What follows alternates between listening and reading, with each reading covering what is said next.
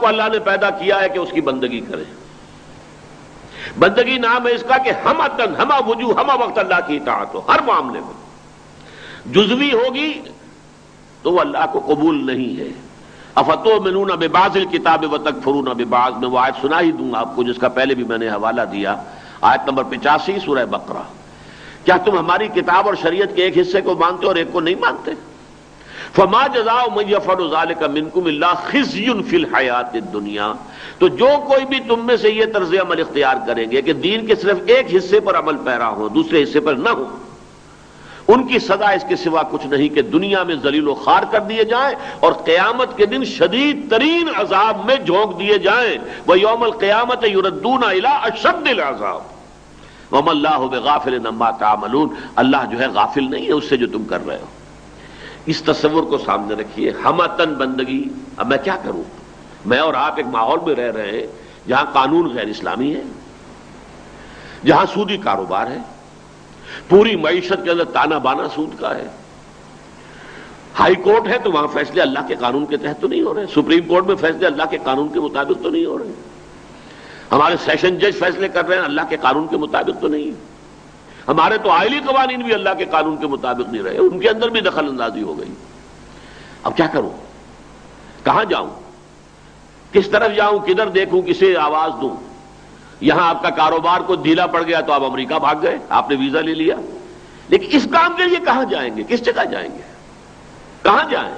امریکہ جائیں تب اس سے بھی بری حالت ہے، کہیں اور جائیں اس سے بھی برا حال ہے. یہاں کم سے کم نام تو اسلام کا ہے، کم سے کم مساجد تو ہے، کم سے کم اذانیں تو سننے کو ملتی ہیں. وہاں جائیں گے تو کچھ بھی نہیں. اس حوالے سے ہمارا معاملہ کیا ہے کہ ہم اس وقت صرف جزوی عبادت کر سکتے ہیں. تو ہماری نجات کے لیے دو چیزیں لازمی ہیں. ایک تو یہ کہ اللہ کے دین کے جن احکام پر ہم عمل کر سکتے ہوں، چاہے اس میں کتنی ہی مشکل آئے، تکلیف آئے، فاقے آ جائیں، لوگ جو ہیں وہ نفرت آپ سے کرنے لگیں، آپ کا سوشل بائیکاٹ ہو جائے، کچھ بھی ہو جائے، لیکن عمل کر سکتے ہیں، اس پر تو عمل لازماً کریں.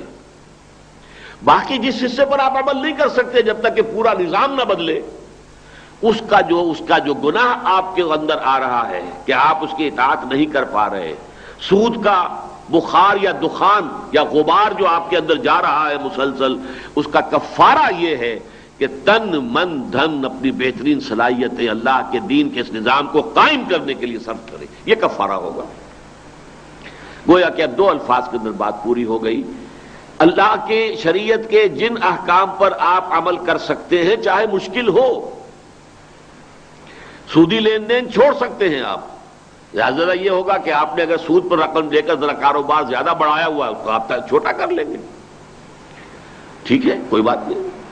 سود پر رقم لے کر مکان بنایا تھا، اس کو بیچ کر رقم واپس کیجئے اور کسی چھوٹے مکان میں یا کرائے کے مکان میں رہیے، ممکن ہے. پردہ اپنے گھر میں نافذ کیجئے، چاہے آپ کو دقیانوسی کہا جائے، آپ کا سوشل بائیکاٹ ہو جائے، کیا فرق پڑتا ہے اس سے؟ بدا الاسلام غریبا وسیعود کما بدا فطوبى للغرباء. حضور نے تو فرمایا تھا اسلام کا جب آغاز ہوا تو وہ اجنبی سی شے تھی، بعد میں جب اسلام کو غلبہ ہو گیا تو سبھی اس کے ساتھی بن گئے، لیکن بہت جلدی اسلام دوبارہ اجنبی ہو جائے گا. تو جو لوگ اسلام کی دور اجنبیت میں خود بھی اجنبی بن جائیں لیکن اس کے دامن سے وابستہ رہیں، ان کے لیے توبہ ہے، مبارکباد ہے، تہنیت ہے. اللہ تعالیٰ اللہم ربنا اجعلنا منہم، اللہ تعالیٰ ہمیں ان میں شامل ہونے کی توفیق عطا فرمائے.